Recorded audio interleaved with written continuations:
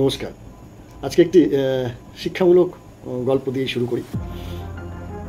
বন্ধু, দ্বিতীয় বিশ্বযুদ্ধের সময় একটি যুদ্ধ বিমান আফ্রিকার এক সাহারা মরুভূমিতে ভেঙে পড়েছিল।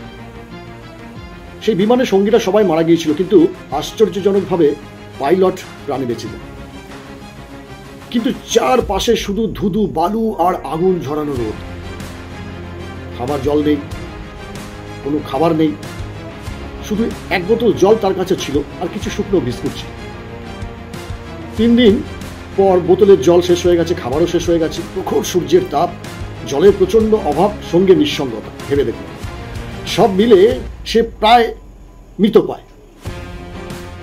তখন তার মনে পড়ে, সে পাইলট হবার আগে ছিল একজন চিত্রশিল্পী। পকেটে একটা পেন্সিল ছিল, আর যেহেতু পড়ে গিয়েছিল তার চশমাটাও ভেঙে গিয়েছিল, একটা ভাঙা চশমা। সেই পেন্সিল এবং সেই ভাঙা চশমা নিয়ে মরুভূমিতে, সেই বালুতে সে আঁকা শুরু করলো। কি না, তার পরিবারের ছবি, প্রিয়জনদের ছবি, সে যেখানে থাকে তার রাস্তাঘাট, দোকানপাট, সেগুলো আঁকতে শুরু করলো। সে জানতো কিন্তু সে মরবে, কিন্তু মরার আগে সে তার স্মৃতি ধরে রাখতে চেয়েছে। আশ্চর্যজনকভাবে সেই ছবি আঁকার সময় সে অনুভব করলো, আমার তো আর তৃষ্ণা লাগছে না বা খিদেও পাচ্ছে না, মন আমার শান্ত হয়ে গেছে। সে ভাবলো, আমি তো এখনো বেঁচে আছি, তাহলে আমি যতক্ষণ স্বপ্ন দেখতে পারি, আশা রাখতে পারি, ততক্ষণ আমি হারবো না, আমি বেঁচে থাকবো। তার বোধোদয় হলো। যথারীতি 8ম দিন এক ফরাসি উদ্ধারকারী দল তাকে খুঁজে পেল।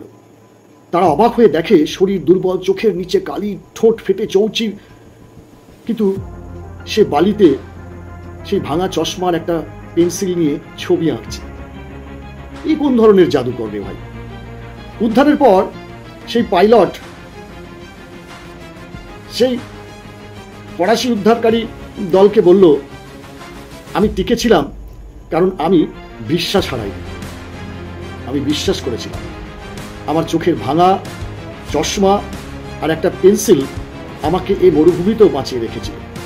Moral of the story, my dear friends, জীবনে জীবন কখনো কখনো অনেক কিছুকে কেড়ে নেয়, বা হয়তো সবকিছু কেড়ে নিতে পারে, কিন্তু একটা জিনিস যেটা কেড়ে নিতে পারবে না, তা হলো আপনার বিশ্বাস, আশা, ভরসা।